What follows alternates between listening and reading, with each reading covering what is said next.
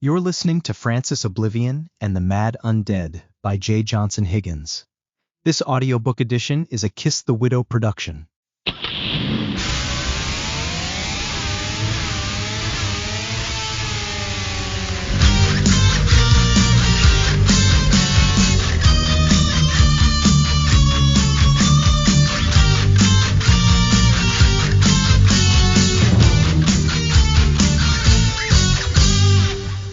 Chapter 3. Our First Day at Sienna Shore. Journal of Adrian Eckenrode. Continued. Same day. Stars drove us to the edge of the east coast. I couldn't help but notice that the structures further away from the city were much more intact or unaffected by the blast. The force that shielded the city must have devoured the true impact of the explosion to the point that there was no way the shock had made it out this far. The journey and destination were exactly as Stars had described that it would be, a largely tranquil comparison to where we'd been. First, we passed miles of farmland. Near us at the coast was a conspicuous white and silver barn visible from the road. Stars told me that it was a well-known horticultural park run by a charity, and one she'd been a supporter of for a few years now. At the park, people had an opportunity to work in the greenhouses and gardens to cultivate various flowers, trees and vegetables as a form of medical or social therapy. It was often part of a recovery and gradual return to a more active community lifestyle. There were even peach and apple orchards.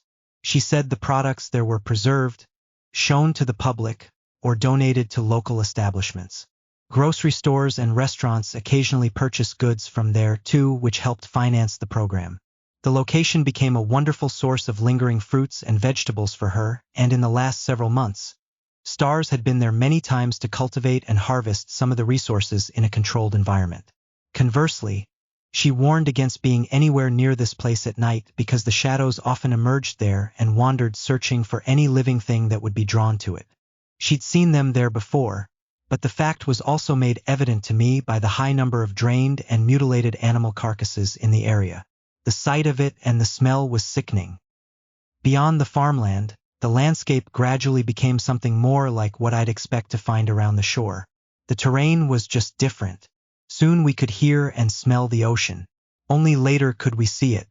Far offshore, there were hundreds of wind turbines, but they were not moving or making any noises. Stars explained to me that we were near a series of power stations. She stopped, briefly, and when she did, she pointed to the self-supporting suspension towers that ran inland and explained that just over a hill to our north was a fun-looking electrical substation. She also told me that all of this came from a power plant on the eastern island she'd mentioned and the other surrounding sources. The coast was known for its high concentration of power generation, and we were near all of it. Fun-looking? I asked. I showed just a slight curiosity about her description, and for that she decided to take a brief detour just to show it to me. I swear I did not ask to go there, but it wasn't far. She was strangely excited to do so, and she just took me. We did not go into the substation or anything like that, but she took me to a unique vantage point that she was familiar with. Indeed, it was fascinating to look at. While we were on the hill overlooking the station, Stars gave me some small hint of what things she must have enjoyed before about a year ago and long before the world became a strange, deadly, and chaotic place. Among them, taking in odd scenery like this with her friends. A couple of friends and I used to come up here every now and then, bring some beers and wine, get really fucked up, and just relax. It's so fascinating to look at from here for some reason, the mechanization right next to the natural landscape. No one bothers you up here either, except the occasional ranger, but they mostly checked on us, made sure we weren't racing, then moved on. Then sometimes we'd come out this way just to go surfing. This spot was always home base for us, but we'd head out that way for the waves. She pointed in the direction of the water. Peaceful, isn't it? Stars lit a cigarette using a metal lighter. It sounded like pulling a pin on a grenade, or what I imagined it would sound like. There were crossed, checkered racing flags imprinted on the side of the lighter. Do you surf, Adrian? Stars asked. Her voice was slightly muffled by the smoke that she finally blew from her mouth. A smile followed, a beautiful one. One way you can tell that you like someone is when your answers to their questions could for a moment in time go either way. I don't surf, but if Stars did, I wanted to answer yes to her question so badly. What do you think of that? I didn't even know her real name yet, and I wanted to say yes at the hopes of one day surfing with her. An irrational line of thinking, I know. I envisioned her toweling off after being in the water. A fantasy. I'd of course have to learn how to surf first. On the other hand, when you really like someone, you end up telling them the truth eventually, involuntarily, even if it is to your further detriment. I've never tried it. I don't even know how to swim. No? I never learned, Well, I'm more of a land person myself. she confessed. I can surf, but I'm not great at it. I can longboard, though. It's like surfing in certain ways, but I'm much better at it. There are some decent places for it here in Siena. I received my confirmation that she was a woman who enjoyed life more than I'd originally thought. At least once upon a time she did, and that she had the inherent nature to become her again. That part of her was not dead. Every year around this time, Apricot City, the old town just west of Siena, hosts a fall festival.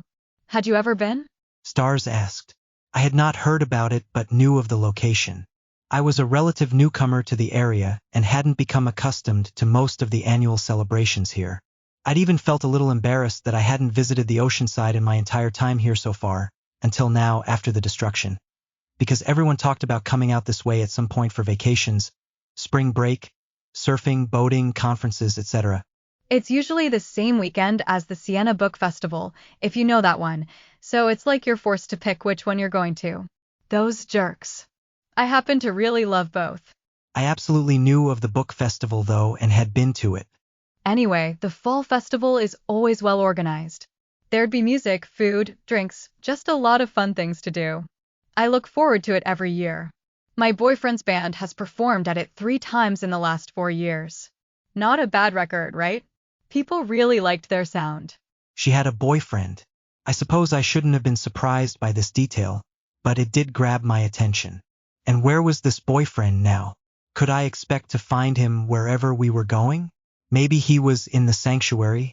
These thoughts remained in the back of my mind, but I put them away as she continued. I sure miss that right now.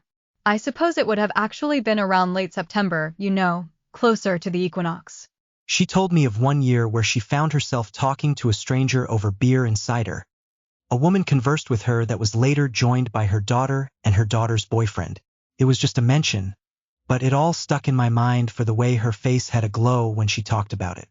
It was now a personal goal of mine to make her face light up like that again somehow. There was a lighthouse on the East Coast, and after we'd been back on the road for a little while longer, we'd made it there. It was tall, white, and had a red roof. There was an adjoining house that was very modest in proportion, as well as a shed around the back. Here, Stars said she would explain to me her objectives and what role I was to play in them. She stopped the motorcycle in front of the building, and I got off. I'll just park around back, She said. I'll only be a minute. I was prepared to take a cursory look around the area, but I stopped when Stars spoke again. Hey, Adrian. Wait. She grabbed my arm and pulled me back. Did you hear that? I looked around the area and had to admit that I didn't hear anything except the low rumble of her bike. I felt myself get ready for a struggle as her fingers grew tighter and tighter around my arm. She tugged me closer. I was looking for anywhere a surprise might show itself and made sure I was facing it. I assessed options to be used as makeshift weapons as well as escape routes, if needed. A nearby stone might have to do. Given the things we'd seen, her statement was unsettling to say the least. What did it sound like? I whispered back. Wait, listen. Her eyes did a brief sweep of the area. Mine followed hers. Stars revved her bike, which made me jump. There it goes again. By then I saw the grin on her face within the helmet. She made the machine roar again and inspected beneath the bike. She was just goofing around, but it sure did scare the hell out of me. I wanted to shove her for the prank, but wasn't sure we'd reached that level of comfort with each other yet. Stars suddenly slammed the accelerator and brakes simultaneously.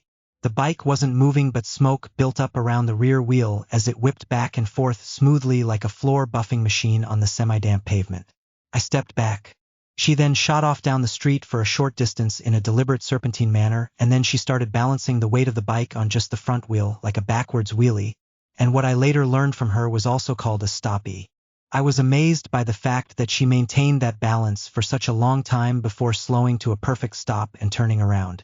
Just when I thought she was finished, she began drifting in a circle on that back wheel again. She was in total control of that bike in ways I never thought were possible. Yet she looked so calm and confident. She rode it completely facing backwards for a short while, then comfortably stood up on it with no hands as she cruised past me. I watched her shift her weight ever so slightly back and forth to make that bike move to her will. From that, I could imagine her doing well with a longboard.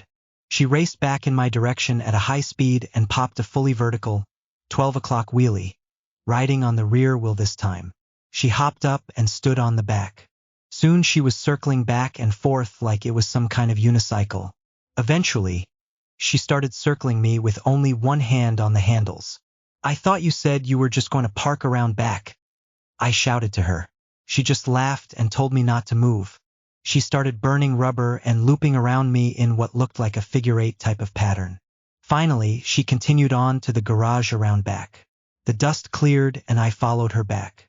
"That was pretty fancy stuff you were doing," I commented as I approached. "Looks dangerous. Have you ever fallen off or gotten hurt with all of that?" I helped her by closing the shed door. All the time. I've fallen a lot. Maybe not as much as I used to, but it happens. Stars answered the question initially like it was always the first question that people asked her about it. She was used to giving that response. She eventually spoke more about it when we headed back toward the lighthouse. That bike can get away from me sometimes, but I just try and make sure that it doesn't get the best of me when it does. It's kind of like life, but you feel it all at once. It's exhilarating. She shook her head and chuckled. Sometimes that doesn't work out though, and you definitely feel it all at once. She confessed. I've broken my forearm, a rib, my leg, and generally gotten messed up without necessarily having visible badges to prove it. She pointed out these areas as she named them. Sometimes it's bruises and scrapes you can cover up, but hey, it takes practice to get better. I've gotten much better. Can't you tell? So, what would you do now that there's no nurse or doctor around? That's where you come in, Chief. I have you now. She playfully bashed into me with her hands still in her pockets to knock me off my course as we walked. You'll take care of me now if something happens, right? It's the main reason you're here. I have it all worked out. Please be careful. That stuff scares me, especially now. I lightly shoved her back. I'm not a medic. Don't pretend like you didn't enjoy it. You liked it. I saw you. Is that what you did, before everything? Were you a stunt biker professionally? You made that look so easy. I couldn't even imagine doing some of that on a light bicycle without killing myself in the process. That thing must weigh a ton. She simply laughed again. Did I say something funny? Sort of. That's nice of you to say, but stunting is just something I really love to do. I've done several bike competitions and special performances. She explained. But it's a hobby for me most of the time. I'd consider doing it full time, but I like it better just in my spare time for fun and for special projects on the side. To learn that she only did these performances for recreation and discover how accomplished she was truly amazed me. On the other hand, I thought that it was a strange hobby that only a person with a death wish would continue to pursue after sustaining their first major injury. Some aspects of my thoughts must have manifested in my facial expression. Hey, don't look at me like that. It's not that strange. It's fun, and like anything, it gets easier with practice. She returned. It's really more about control, brakes, acceleration, balance, clutch control, not as much the weight of it. A small guy like you could do amazing things with a bike, as long as you know what you're doing and stay in control. She returned to her main point. But most of my day is spent with other things, my academic and library work in particular. There's less physical danger there. Well, at least there used to be less danger. You'd be surprised how hostile the climate has become towards academia and evidence-based research these days. You were a teacher or a librarian? I am a librarian by trade. I mostly manage interlibrary loans and shared resources. I do research on establishing links between major collections and the small, obscure ones. I teach the discipline to other weirdos like me who find information collections fascinating. I intend to continue once things get straightened out here. We'll need information connectivity more than ever. She turned to me as we approached the lighthouse. It's a lot of fun, too. It's a nice balance. I've learned so much about the different collections in the area, even some of the abnormal libraries. I'd visited them whenever I could and found plenty of excuses. I even had opportunities to ride up and down the coast to investigate options, even traveled to other countries and seen so many wonderful places. I really miss that now. Stars removed what looked like an antique key and unlocked the lighthouse. She had several keys when I came to think of it. Do you live here? No, She swatted my notion away. but there is a small maritime library here. The owner used to let me come and go whenever I pleased. That's his house over there. She pointed to the modest adjoining house. He said that I was the best thing to happen to it. I got him new additions to the collection, got people interested in coming out here for tours of the lighthouse and to use the references. I even found an archivist to restore some of the documents as well as electronically copy them, and secured a grant to help with the condition of the building. See what I mean? No one even knows about half of this stuff most of the time. It just sits here when all it needs is a little love and attention. For the past several months, this has been a great place to plan my moves. Come inside. I'll show you. Stars led me through this icon of coastal life and shining example of adaptive reuse. The first cylindrical room had walls lined with books and special collections. There were objects such as anchors, ship's wheels, and sextants. She took me up a spiral staircase to a room where we could see the clockwork of the lighthouse just beneath the lamp and lantern. The area was more like a study with a few desks and books with page markers. A golden telescope faced out of a window next to old, fancy chairs. There was a picture of a bearded man on a decorative mantel shelf. Who's this? The owner? I asked. That's him. Stars replied as if the question was a minor distraction from what she was doing. There was a map on the wall of the local area. Stars studied it briefly before finally shifting some books away from the table. Then she turned to me as she undid her gloves. Stars is not my real name. It's just a nickname with my motorcycle club. Couldn't you tell? My real name is Rebecca Azza. You can just call me Becca for short. Rebecca Azza. It was a beautiful name.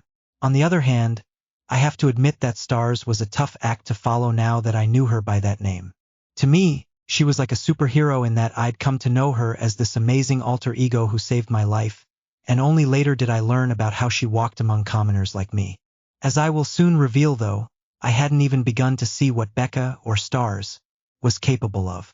After this point though, I began to call her Becca and called her Stars only on occasion. I've learned a lot out here, and I want to share some of it with you. In time, you'll understand everything that I do and how you could help me. Becca started, as I watched her strip the shin guards and black armor jacket away. Whatever form I believed I'd seen of her so far only became more defined as she moved through this ritual, clearing the way for her true physique. She was indeed athletic and toned. It was not just the armor that produced her solid frame as I'd maybe assumed. The armor was an added precaution for the things that the best of us cannot endure. I could see that one of her muscular arms was full of tattoos that looked like birds flying away and noticed, now that she was not wearing gloves, tattoos on her knuckles that spelled out good on one hand and earth on the other, good earth, but didn't know what it meant. The metamorphosis that took place before my eyes was truly something to behold. She was simultaneously making herself vulnerable and becoming liberated as the sunlight hit her. She suddenly became very reflective, looking off into the distance as she spoke. It was as if I'd penetrated her outer shell and watched an inner version of her spring forth from a cocoon. She spoke even more freely than she once did. It was like her mind was moving non-stop and her mouth simply relayed an abridged, yet sometimes annotated version of her ponderings as I tried to keep up, developing and taking turns before my eyes as she included additions for my sake. I half expected her to pull out a small voice recorder to document her exploratory session in the lighthouse, and I could imagine this being a regular activity of hers, if electronics were working consistently, upon returning and dropping her keys into a dish at the door, with or without an audience. I just happened to be there to listen to her. Becca removed the 3 daggers from the strap at her thigh and set them on the table. This is morning, day, and night. She started. They're athames, ritual knives, each named for the times when their power is at their greatest. They help keep me safe and guide my energy. Each dagger had a glow. Morning was the blue one and the brightest at the moment. Day was the green one with a subtle glow at the time, and night was the red one, Becca had explained, but it did not have much of a glow at all at that time. It was still morning after all. Each dagger also had a symbol on the handle. The best description I can give of the symbol on the handle of morning is a line to represent the horizon, a half circle to represent the sun, and an upward pointing arrow. Day had a circle to represent the sun, and night had a crescent moon. She removed the sanctuary bottle from her backpack and showed it to me again. She set it on the table before me but did not take a seat herself. She preferred to stand. I conjured this spell for everyone's protection. It's all about protection. I want you to understand that more than anything else. She started. I did this for everyone's good. Innocent people were dying completely unaware of the situation, and all because I didn't act sooner. I should have acted sooner. It was strange enough that she spoke of these things, magic and sanctuaries in bottles, as common. Let me assure you, reader, these things were about as common to me as turquoise lions. I did not know where or how she learned about these forces, but she was certainly well versed. She continued. I'm from Siena Hope, west of here, originally. I teach at the University of Siena and at Carlisle Westwind Community College. I live only 20 minutes away from both in a little house there. I never wanted this to be desolate land. I love my town. I really do. It should be alive and active, like before. You saw it. This place was wonderful. But I can't bring everyone back here yet. It's too dangerous. I noticed strange things about a year ago, before even the missile attack. I'm sure you did, too, but this is a much older problem than me or you. Let me explain while I make us some breakfast. We went to the adjoining house to the kitchen. Becca began to think back on all of it and told me her story. She illustrated why she was so afraid to have me around her instead of in the sanctuary, the dangerous position it put me in, and the chain of events that brought us to the present situation. While she explained, we had a breakfast of tofu, a blend of various spices, peppers, tomatoes, and spinach. All the vegetables and fruits came from that farm we'd passed, and some from a garden around back. She also mentioned an intact abandoned grocery store she regularly picked up the non-perishable items from. This type of option did not exist in the burned and broken city. I'd had to scavenge for edible items. Even before the destruction, many of the store shelves were cleared out from the panic and then never truly recovered thanks to the weakened supply chains. What Becca prepared was delicious. It looked and tasted a lot like scrambled eggs, but it wasn't. She made some toast from bread she'd recently baked from scratch and brewed some refreshing, hot peppermint tea. I don't remember peppermint tea being such an amazing treat, but I suppose it had been a long time since I'd had any at all. Becca's was also the good, fresh stuff. Eventually, Becca brewed some coffee. There was a time when I never went a day without coffee, several cups a day. But that was about a year ago. Having the coffee took me back to before all the chaos, and it was an amazing comfort. Apparently, Becca did not normally drink coffee but considered my presence to be a special enough occasion and decided to make some. She told me all about the first time she told another soul about her discovery of a ghoul known as Francis Oblivion, and how she didn't quite believe it herself until unfortunate things started happening all around her. She told her therapist about it first. I don't recall this therapist's name. Fitzgerald? Fitzpatrick? Fitzgibbons? It was Fitz something. I should know this by now considering how often and how highly she speaks about him.